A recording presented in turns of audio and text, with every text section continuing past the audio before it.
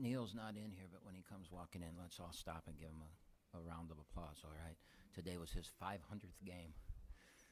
500th game.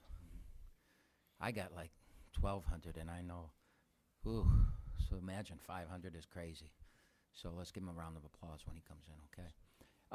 As far as the game goes, we have said all year, I have said all year that this can be the best defensive team I've ever coached, and I feel that way because of our length, our size, and our rebounding. That team was the top 10 in the country in rebounding. Stillwell's the leading rebounder in the country. We knew that was the key to the game, and we won the rebounding battle. The other thing we knew is that they came in the game, they've made 20-some more free throws than our opponents have shot. And we knew that free throw differentiation in this game would be the difference. And, we're a team that plays zone, and we preach do not foul. We've played so many road games that it didn't matter that we preached it sometimes because when you're playing somebody on the road, they're going to call it anyways. But we did a great job of defending without fouling. I thought we really took them out of their stuff.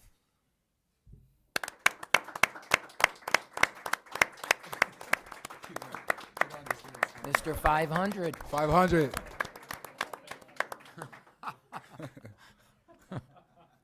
I have never seen you look that dumbfounded.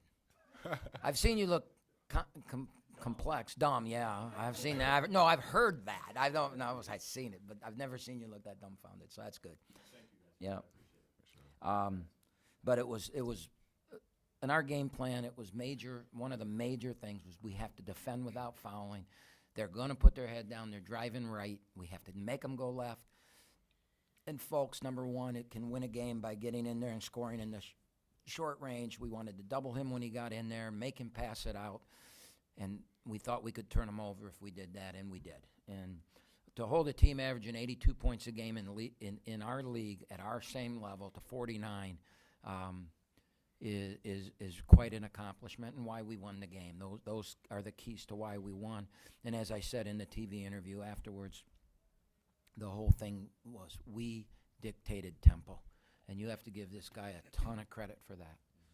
I mean, he against that type of size and pressure, to handle the way he did for 40 minutes, for 26 minutes, no, 30 minutes. You played almost 30 minutes. For 30 minutes, that was a huge, huge part of this game, and he deserves a ton of credit for that.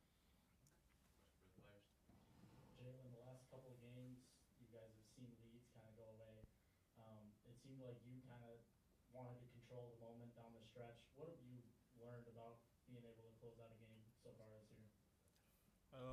For one, just maintaining the ball and just trying to do whatever it takes to win the game. And down the stretch, I've been making poor decisions, but I'm just trying to learn from them every day. And then for Allen, last year, Oakland had Trey Townsend and Chris Conway, and Milwaukee seemed to kind of let them go to work. It was kind of single coverage the whole game. Tonight it seemed that way for you. Was that something going in that you felt that they were gonna, or that you felt that you could attack one-on-one? Not really. Coach talked about how they were really physical. It's the most physical team in the league, right? So I was just ready to go to work. It was not that simple, I want to say. They were really physical, but still got to do my job and contribute to help the team. So it doesn't change, doesn't matter. I have a question for Jalen. We talked earlier in the season, you said the most challenging part for you with running the offense has been your pace throughout the offense. How would you just evaluate that now and the growth that you've had? Just continue to just keep stacking days and just being able to be coachable, even through the highs and lows. Just stand down and being the best version of myself each day now. Jalen, you had 7 rebounds tonight. I always talk about that. It seems like during the broadcast, like the ball goes into the mixing bowl down there, and there's Jalen coming out with it all the time. How are you able to do that? I mean, you're in there. You got guys like the size of Allen that are in there, yet you come out of there with the ball more often than not. How do you do that? Well, our coaches, they get on to us about getting to the nail each and every day. So sometimes I do get to the nail, but I just try to track the ball and do whatever it takes.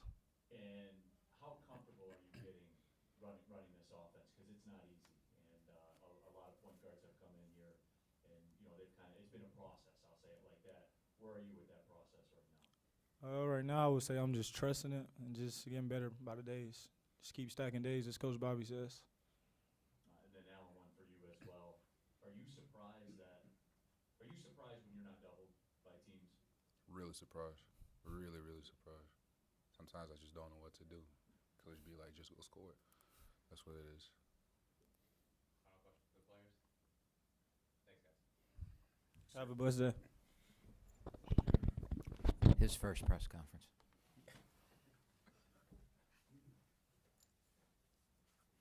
Camp, are you surprised when people don't double Alan McCaleb?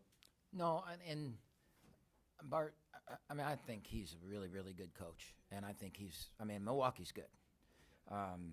This will be a one-off for them, 49 points. They average 82 a game.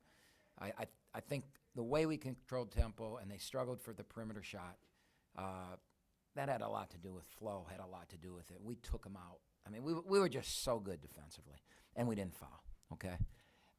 But you have to make you make a choice when you're playing us. Are you going to double him and give up, just because our shooters aren't making shots, they have reputations to make them. I mean, Christie scored 52 points in a game last year.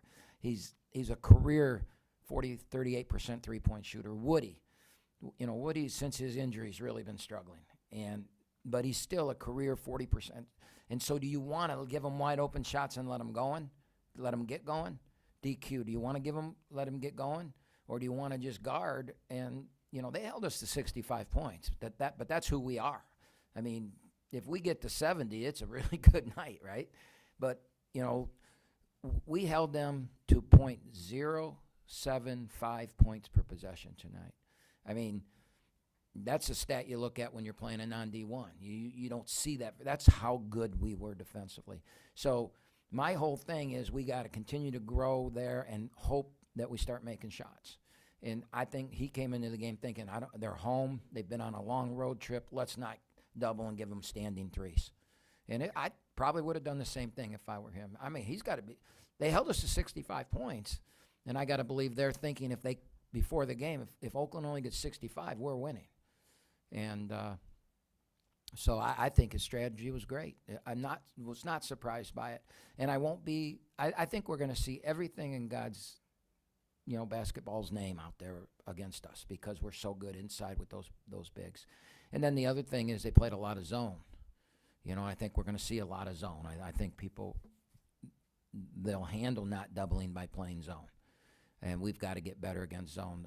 Oregon State went to it, and, we had a big lead on Oregon State, and they went to it. And Hawaii used it a little bit, and now we see it from here. And, of course, Northern Kentucky plays zone, so we've just got to get better at our zone. And I'm angry at myself. It's been such a struggle on offense that we didn't have any zone sets in. I'm a set guy, and we have lots of zone sets.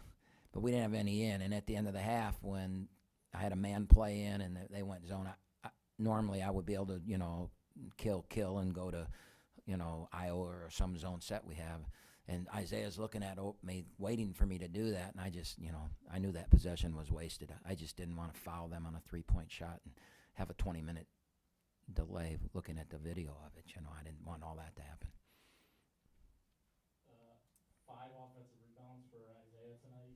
Can you talk about just what he means to you guys when he's 100%? It seems like he's getting close to that. I had to take him out. Our trainer asked me to take him out with about 5 minutes to go. And so I did, because he just, he's still battling through. I mean, it's surgery. He's still battling through fatigue and things like that. But, early in that game when he's, he causes such unbelievable matchup problems against, when we're playing Kentucky or Arkansas. He's coaching there now. Arkansas, and we're playing Kansas and Michigan State and Illinois and Oregon State and people like that, you don't see that matchup issue as much because they're 3-man and their 2-man are also, he starts at the 2 for us. And so Polian's on him, and Polian's 5'11" or something, maybe 6 foot, I don't know what he is. But that's a 7-inch difference, and he's going to go get, and that's our strength. Now, it also, he's not hopefully he's going to continue to grow offensively, but his job's go get rebounds, lay it in, back people down, and when you can do that with your two, you give a different dimension, which is another reason I think we're going to see a lot of zone. But he played his role great tonight, and I mean, how can you look at us and point a finger at any? I mean, we did some stupid stuff, but that's who we are. Hopefully we're going to learn and grow from it. But if we guard like we guarded tonight, and every night's not going to be like that. There's going to be nights people make, Fort Wayne might come in here and go 17 to 25 from the three like they did last year, and we still played good defense. Some nice, great offense always beats great defense, but you can hang your hat on defense. It's hard to hang your hat on offense.